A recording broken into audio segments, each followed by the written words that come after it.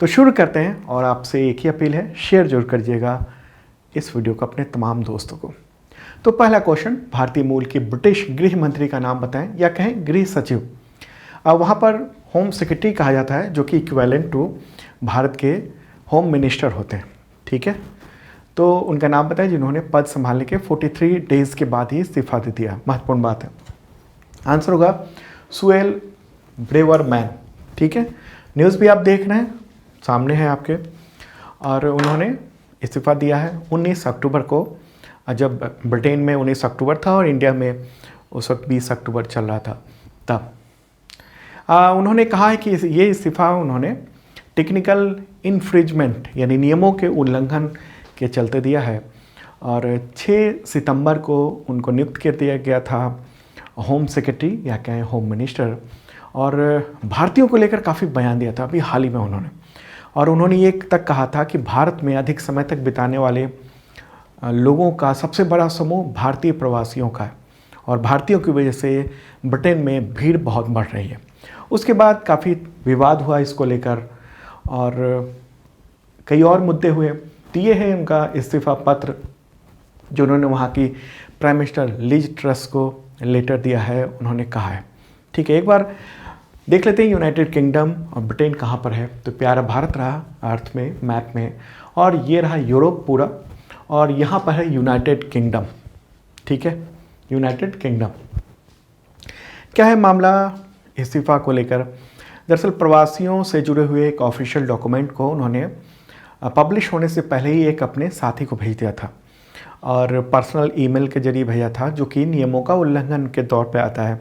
और फिर इन्होंने जब विवाद हुआ तो इन्होंने अपनी गलती मान ली और फिर इनको इस्तीफ़ा देना पड़ा और कहा कि वो इस्तीफ़ा दे रही हैं। लेकिन इस दौरान उन्होंने जो प्राइम मिनिस्टर हैं लिज ट्रस नई नई बनी हैं, उन पर निशाना साधा। इन्होंने कहा कि जो वर्तमान सरकार है लिज ट्रस की, उसको लेकर चिंता हो रही है क्योंकि ये सरकारों से जो वादा किया था वो पूरा नहीं कर रही है। और लिज ट्रस सरकार मतलब कुछ ही दिनों में संकट में आ चुकी है। ब्रिटेन की नई प्राइम मिनिस्टर हैं, अभी 1 महीने से कुछ ज़्यादा ही वक्त हुआ है। टेन्योर को लेकर जो भी उन्होंने अपने टेन्योर में फैसले किए हैं उस पर बहुत सारे सवाल उठ रहे हैं। मिनी बजट उन्होंने पेश किया था और उसकी वजह से ब्रिटेन की या कि यूनाइटेड किंगडम का जो शेयर बाज़ार है वो तबाह की स्थिति हो गई।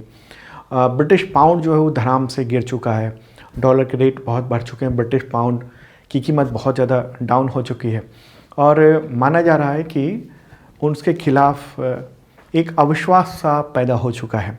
और यहाँ तक कि वहाँ के ब्रिटेन के संसद में ये अभी लेटेस्ट वीडियो था, उसी का एक हिस्सा है, फोटोग्राफ है कि उन पर जो बहुत सारे आरोप लगे और उनसे कहा भी गया कि आप इस्तीफ़ा दे सकती हो, तो इन्होंने साफ कहा कि मैं इस्तीफ़ा नहीं दूंगी और मैं अभी चलूँगी। लिज ट्रस की बात कर रहा हूँ। ठीक है, तो जो भी घटनाएं हो रही हैं दुनिया में और दुनिया के बड़े जो इकोनॉमिक कंट्री हैं उसमें, तो वो सब आपको जानना चाहिए। और हम बात कर रहे थे सुएला ब्रेवरमैन के बारे में।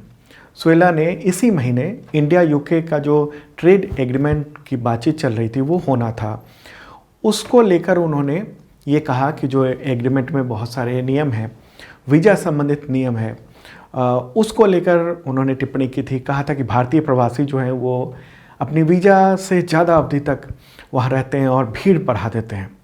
और भारतीयों को उन्होंने ब्रिटेन में अधिक समय तक रहने वाला प्रवासी समूह बताया था, जबकि खुद वो भारतीय मूल की हैं। ठीक है, तो इनके बयान के बाद ही भारत और ब्रिटेन के बीच में जो फ्री ट्रेड एग्रीमेंट यानी FTA साइन होने वाला था, उसकी डेट अब आगे बढ़ चुकी है। दीपावली तक ये साइन किए जाने थे, लेकिन सुएला ब्रेवरमैन का जो बयान था, विवाद बयान था, उसके चलते इसको आगे बढ़ा दिया गया था। एक बहुत बड़ी बात थी ट्रेड एग्रीमेंट को लेकर। ठीक है, तो ये हुआ है पूरा मामला। इनके कारण एक तो एग्रीमेंट का डेट बढ़ गया, आगे विवाद हुआ भारतीयों को लेकर। इनके बारे में और पर्सनल बातें बताऊं कि ये भारतीय मूल की हैं। उनके पिता गोवा के रहने वाले थे और माँ उनकी तमिल थी। सुएला ब्रेवरमैन इससे पहले वो 2020 से 2022 तक अटॉर्नी जनरल रह चुकी हैं। 2018 में यूरोपीय संघ के संसदीय अवर सचिव के रूप में वो काम कर चुकी हैं। ठीक है। 2015 में उनको कंजर्वेटिव सांसद के तौर पर चुना गया था। अगला क्वेश्चन लेते हैं, कांग्रेस पार्टी के अध्यक्ष पद का चुनाव किसने जीता? आंसर है मल्लिकार्जुन खड़गे। उन्होंने शशि थरूर को 7000 वोट्स से हराया है। शशि थरूर को 2 उम्मीदवार थे, मल्लिकार्जुन खड़गे और शशि थरूर। तो मल्लिकार्जुन खड़गे को 7897 वोट मिले और शशि थरूर को 1072, 416 वोट रद्द हो गए थे। और आपको बताऊं कि कांग्रेस में 24 साल बाद गांधी परिवार के अलावा कोई दूसरा नेता अध्यक्ष बना है। इससे पहले अंतरिम अध्यक्ष कौन थी चेयरपर्सन कांग्रेस पार्टी की? तो सोनिया गांधी थी। कुछ वक्त के लिए राहुल गांधी थे, फिर उन्होंने इस्तीफा दे दिया था। तो मल्लिकार्जुन खड़गे, आप देख रहे हैं फोटोग्राफ ये रहा, और ये दोनों लीडर हैं। जीत के बाद की तस्वीर देख रहे हैं आप, शशि थरूर जो हार गए हैं और ये जीत गए हैं मल्लिकार्जुन खड़गे। तो ये कर्नाटक के रहने वाले हैं और दक्षिण से आने वाले कांग्रेस के छठे अध्यक्ष बताए जा रहे हैं। ठीक है।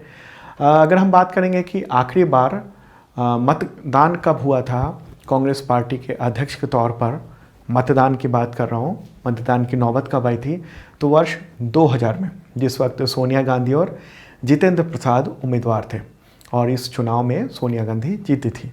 तो मल्लिकार्जुन खड़गे, इनका जन्म हुआ था 21 जुलाई 1942 को, 1942 को, कर्नाटक के बीदर जिले में। किसान परिवार में जन्म हुआ। इनके बचपन में ही इनकी माँ की डेथ हो गई थी। ऐसी घटना हो गई थी कि इनके सामने में माँ को जला दिया गया था। कॉलेज के समय में वो स्टूडेंट यूनियन के सेक्रेटरी जनरल है और फिर उन्होंने LLB किया, लॉ की डिग्री हासिल की। और खड़गे जो हैं गुलबर्गा एक क्षेत्र है, वहाँ से ये पहले दलित वकील थे। ओके। और फिर गरीबों मजदूरों के लिए फ्री में मुकदमा लड़ते थे उनकी, उसकी वजह से वहाँ काफ़ी प्रभावशाली नेता भी बन गए थे। फिर कांग्रेस में शामिल हुए 1969 में और फिर वो MLA चुने गए 1972 में और 9 बार जो है विधायक चुने गए खड़गे और अलग अलग विभागों में मंत्री बने। ओके। और फिर 2005 में उनको कर्नाटक प्रदेश का कांग्रेस अध्यक्ष बना दिया गया था इनको। 2009 में ये लोकसभा सीट से सांसद चुने गए और मनमोहन सिंह सरकार में कैबिनेट मंत्री भी रहे। केंद्र सरकार में श्रम और रोजगार मंत्री रहे 2009 से 2013 के बीच में। रेल मंत्री भी रहे 2013 से 2014 के बीच में। 2014 में फिर से लोकसभा सांसद चुने गए थे। 2019 में चुनाव हार गए थे लोकसभा का, लेकिन फिर राज्यसभा के जरिए वो पहुँचे। और 2020 में जब गुलाम नबी आज़ाद का राज्यसभा सदस्य का कार्यकाल पूरा हो गया, तब ये राज्यसभा में नेता प्रतिपक्ष, लीडर ऑफ अपोजिशन का पद इन्होंने संभाला। राज्यसभा की बात कर रहे हैं। ठीक है। तो एक इम्पॉर्टेंट बात है। और अब तक कांग्रेस पार्टी के अगर हम अध्यक्ष कहें 1947 से अब तक, तो पूरी ये लिस्ट है। हालांकि इस दौरान कांग्रेस पार्टी का रूप बदलता रहा। इंदिरा गांधी आई तो उस वक्त कांग्रेस टूटा, फिर नई कांग्रेस बनी। लेकिन अगर कांग्रेस की बात करेंगे तो ये सब जो है 1947 के बाद की ये पूरी लिस्ट है, मेरे बगल में देख रहे हैं। वैसे मैंने डेली का जो PDF होता है वो फ्री होता है, तो डिस्क्रिप्शन चेक कर सकते हैं, आज के इसका PDF भी है मौजूद। कांग्रेस पार्टी की स्थापना कब हुई थी? 1885 में। ठीक है। कब स्थापना हुई थी कांग्रेस पार्टी की? 1885 में। और पहले अध्यक्ष कौन थे? WC बनर्जी। संस्थापक A.O. ह्यूम। अगला क्वेश्चन लेते हैं, इंटरपोल की 90वीं महासभा हुई है, किस देश में आयोजित की गई? या कहें जहां पर प्राइम मिनिस्टर नरेंद्र मोदी ने उन्होंने संबोधित भी किया। आंसर होगा इंडिया। इंडिया में आयोजित की गई है, दिल्ली में। और इंटरपोल के 195 मेंबर हैं। तो वहाँ के मंत्री, वहाँ के पुलिस प्रमुख, उन देशों के जो राष्ट्रीय केंद्रीय ब्यूरो हैं उन सब के चीफ, सीनियर पुलिस अधिकारी, ये सब उसमें शामिल हुए। 18 अक्टूबर से लेकर 21 अक्टूबर तक दिल्ली में आयोजित किया गया है और इसे 18 अक्टूबर को प्राइम मिनिस्टर नरेंद्र मोदी ने संबोधित भी किया। और ये 90वीं यानी 19th 90वीं महासभा है। अगर सवाल होगा कि इंडिया में कितने साल के बाद ये जनरल असेंबली हुई है इंटरपोल की, तो लगभग 25 साल के बाद। इससे पहले 1997 में आयोजित किया गया था आखिरी बार इंडिया में। ओके। तो इंडिया में आयोजित किया गया है और इंडिया में अगर हम बात करेंगे इंटरपोल के साथ कौन काम करता है, तो सीबीआई काम करती है, okay, central bureau of investigation. Interpol की यहाँ के लिए, इंडिया के लिए वो एक संस्था है जो कि इंटरपोल के साथ काम करती है। इंटरपोल क्या है? इंटरपोल जो है वो अंतर्राष्ट्रीय आपराधिक पुलिस संगठन है, दुनिया भर में पुलिस सहयोग और अपराध नियंत्रण की सुविधा प्रदान करती है। स्थापना कब हुई थी? 1923 में। मुख्यालय कहाँ पर है? लियोन, फ्रांस में, ओके, महत्वपूर्ण बात। और इंडिया कब से मेंबर है इंटरपोल का? तो 1949 से। चलिए आगे बढ़ते हैं, अगला क्वेश्चन लेते हैं। इंपॉर्टेंट क्वेश्चन है। उससे पहले आपको बता दूं कि अब तक का total current affairs PDF available है आप सबके एग्जामिनेशन के पॉइंट ऑफ व्यू से। कई तरह के पीडीएफ है, वन लाइनर है, एमसीक्यू है, एमसीक्यू विद डिटेल नोट्स है जैसे मैं आपको बताता हूं। और ये सब आपको मिल सकता है 1 ईयर की मेंबरशिप के जरिए। अभी छूट चल रही है दीपावली तक, मात्र 150 रुपये में आप मेंबरशिप ले सकते हैं। और मेंबरशिप लेने पर पीडीएफ कई तरह के मिलते हैं। एक तो मैंने बताया, दूसरा प्रकार ये भी है कि weekly, monthly, quarterly, half yearly, yearly इस तरह के पीडीएफ होते हैं। पिछले कुछ सालों के भी पीडीएफ आपको मिल जाते हैं ऐप के जरिए, ओके। इसके अलावा टेस्ट सीरीज में हिस्सा ले सकते हैं और मॉक टेस्ट भी आयोजित किया जाता है। तो तमाम एग्जामिनेशन के लिए तैयारी शानदार हो सकती है और बुक में छूट भी मिलती है। डिस्क्रिप्शन चेक कर लेना, आपको पता चल जाएगा इसके बारे में। और इस पर एक वीडियो भी बना हुआ है कि कैसे मेंबरशिप ले सकते हैं और कैसे आप इसका फ़ायदा उठा सकते हैं एग्जामिनेशन की तैयारी के लिए। अगला क्वेश्चन लेते हैं, बुकर प्राइज़ 2022 किसने जीता? आंसर क्या होगा इसका?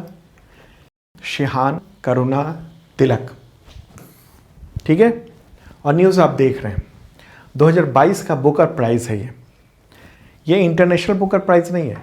इंटरनेशनल बुकर प्राइज़ 2022 का किसे मिला? गीतांजलि श्री को, इंडियन। और ये किसे मिला है सिर्फ बुकर प्राइज़? तो वो मिला है शिहान करुणा तिलक को।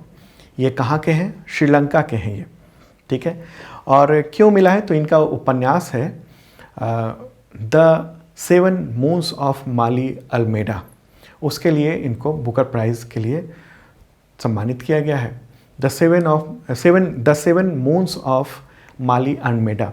ये एक फोटोग्राफ़र की कहानी है। फोटोग्राफ़र का नाम है माली अल्मेडा, जो मरने के बाद स्वर्ग जैसी एक जगह पर जाता है। तो उसी पर ये आधारित ये एक उपन्यास है और उपन्यास के लिए इनको ये अवार्ड के लिए चुना गया है। और ये पुरस्कार जीतने वाले शिहान जो हैं वो दूसरे श्रीलंकाई हैं। अब बात होती है कि बुकर प्राइज़ और इंटरनेशनल बुकर प्राइज़ में क्या अंतर है। तो बुकर प्राइज़ जो है वो किसी सिंगल वर्क ऑफ फिक्शन के लिए विश्व का साहित्यिक पुरस्कार है। और बुकर प्राइज़ अंग्रेजी में लिखी गई और यूके और आयरलैंड में प्रकाशित फिक्शन यानी काल्पनिक कहानियों के लिए दिया जाता है। समझ रहे हैं आप बात? अंग्रेजी में लिखी गई और यूके यानी यूनाइटेड किंगडम और आयरलैंड में प्रकाशित फिक्शन के लिए दिया जाता है। मतलब इनकी जो ये बुक है ये वहीं प्रकाशित हुई है। जबकि इंटरनेशनल बुकर प्राइज़ जो है वो हर साल दुनिया भर के उपन्यास अलग अलग लैंग्वेज के हैं तो उनके सिंगल वर्क के लिए दिया जाता है जिसका अंग्रेजी में अनुवाद किया हुआ। जैसे इंटरनेशनल बुकर प्राइज़ मिला है 2022 का भारतीय लेखिका है गीतांजलि श्री, उनका उपन्यास था टॉम्ब ऑफ सैंड, ठीक है, उसके लिए मिला है। टॉम्ब ऑफ सैंड जो है वो इंग्लिश वर्जन है और हिंदी वर्जन क्या था गीतांजलि श्री के उपन्यास का? तो वो था रेत समाधि, उसके लिए मिला था। और यहाँ पर बात हो रही है केवल बुकर प्राइज़ की, वो था international Booker prize Geetanjali Shree वाला, और यह है बुकर प्राइज़ तो वो शिहान करुणा तिलक को मिला है। इंपॉर्टेंट बात। चलिए अब आगे बढ़ते हैं, अगला क्वेश्चन लेते हैं। क्वेश्चन होगा sir Syed excellence international award 2022 किसने जीता? आंसर होगा Barbara D Metcalfe. Barbara D Metcalfe. News भी आप देख रहे हैं द हिंदू में। और ये जो अवार्ड है वो अलीगढ़ मुस्लिम यूनिवर्सिटी AMU उसके द्वारा प्रतिष्ठित ये अवार्ड की घोषणा होती है। अमेरिकी इतिहासकार हैं तो इनको ये अवार्ड के लिए चुना गया और ये वर्चुअली दे भी दिया गया है। 17 अक्टूबर को इनको वर्चुअली ये अवार्ड दे दिया गया। ये कहाँ पर है? प्रोफेसर हैं इतिहास की और कैलिफोर्निया यूनिवर्सिटी वहाँ पर हैं। ठीक है, इम्पॉर्टेंट बात। चलिए आगे बढ़ते हैं, अगला क्वेश्चन लेते हैं। स्वीडन का नया प्रधानमंत्री किसे चुना गया? स्वीडन का नया प्राइम मिनिस्टर, आंसर होगा उल्फ क्रिस्टर्सन। ठीक है, उल्फ क्रिस्टर्सन। और ये न्यूज़ देख रहे हैं आप, इम्पॉर्टेंट। ये रहा फोटोग्राफ इनका। स्वीडन की संसद ने 17 अक्टूबर को कंजर्वेटिव मॉडरेट पार्टी के नेता, ये कंजर्वेटिव मॉडरेट पार्टी के लीडर हैं उल्फ क्रिस्टर्सन, तीन को नया प्राइम मिनिस्टर चुन लिया है। तो और बातें करते हैं उससे पहले देख लेते हैं कि स्वीडन है कहाँ पर। तो ये अर्थ है और सामने प्यारा भारत है। स्वीडन जो है यूरोप में है, तो यूरोप की ओर चलते हैं और यहाँ पर ये रहा स्वीडन। ये वाला जो हिस्सा है रेड कलर में जो आप देख रहे हैं, ये स्वीडन है। और इसके आसपास के देश हैं नॉर्वे, फिनलैंड, इधर डेनमार्क है। ठीक है, और ये नॉर्डिक देशों में आता है। ठीक है, नॉर्डिक देशों में आता है। ये रहा स्वीडन। ठीक है, इसकी राजधानी क्या है?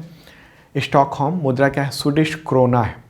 ओके, प्राइम मिनिस्टर इससे पहले कौन थे? तो मैगडलेना एंडरसन। ठीक है, इंपॉर्टेंट बात है। तो ये चुन लिए गए हैं, क्या नाम है इनका, जो नए प्राइम मिनिस्टर चुन लिए गए हैं? Ulf Kristersson.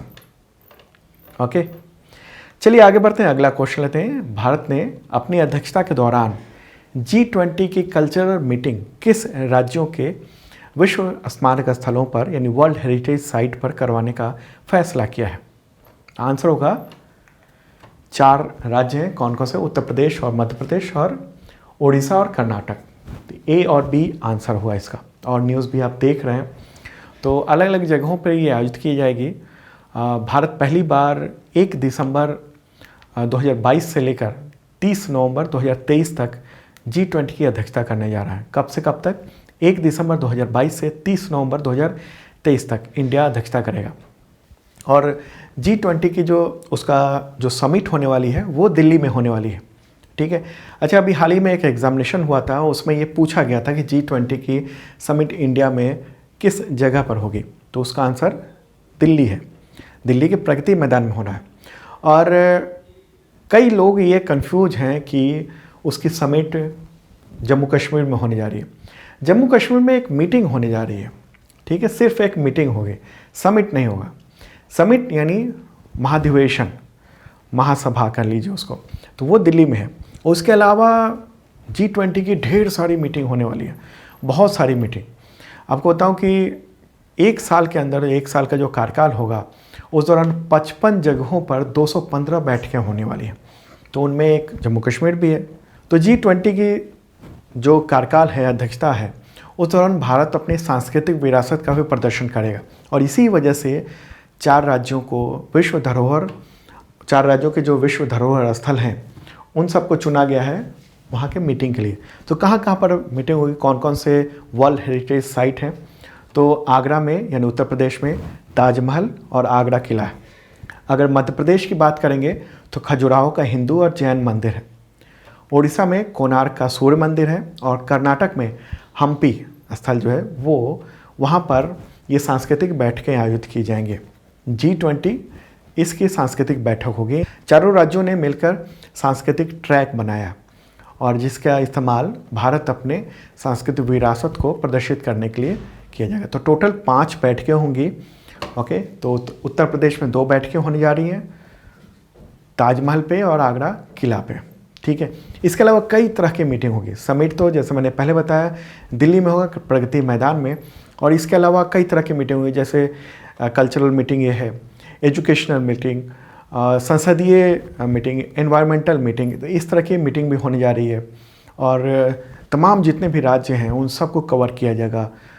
टोटल 215 मीटिंग होने जा रही है। तो एक इम्पॉर्टेंट बात ये रही। G20 की भी बात कर लें, G20 में कितने देश हैं? तो 19 देश हैं और एक यूरोपीय संघ है। ठीक है, तो इनको मिलाकर हो जाता है G20। ओके, और अंतर्राष्ट्रीय मुद्रा कोष यानी इंटरनेशनल मॉनेटरी फंड और वर्ल्ड बैंक जो है इसके रिप्रेजेंटेटिव हैं।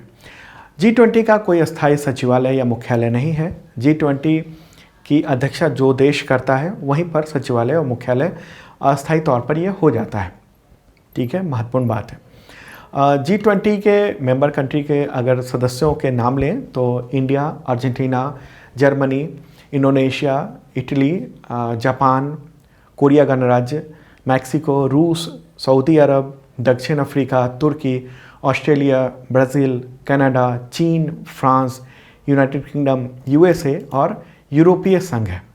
ठीक है, चलिए आगे बढ़ते हैं। अगला क्वेश्चन लेते हैं। भारत के किस शहर ने वर्ल्ड ग्रीन सिटी अवार्ड 2022 जीत लिया है? आंसर होगा हैदराबाद, तेलंगाना की राजधानी कहिए। ठीक है, तो हैदराबाद को ये अवार्ड पौधों और नेचर को यानी प्रकृति को का सही तरह से प्रयोग करके पर्यावरण को शुद्ध करने के लिए मिला है। ठीक है, और ये अवार्ड का ये देख रहे हैं आप अवार्ड। ओके, ये कहाँ पर दिया गया? तो दक्षिण कोरिया के जेजू नाम का एक जगह है, वहाँ पर international association of horticulture producers उसकी एक समिट हुई है, उसी के दौरान ये अवार्ड दिया गया है। हैदराबाद को एक अलग कैटेगरी में living green for economic recovery and inclusive growth award भी मिला है। तो 2 तरह के अवार्ड मिले हैं। तो हैदराबाद तेलंगाना की राजधानी, चीफ मिनिस्टर कौन है? के चंद्रशेखर राव, गवर्नर डॉक्टर तमिलसाई सौंदरराजन। अगला क्वेश्चन लेते हैं। पशुपतिश्वरर मंदिर में चोल काल यानी चोल साम्राज्य था, उस समय के शिलालेख प्राप्त हुए हैं।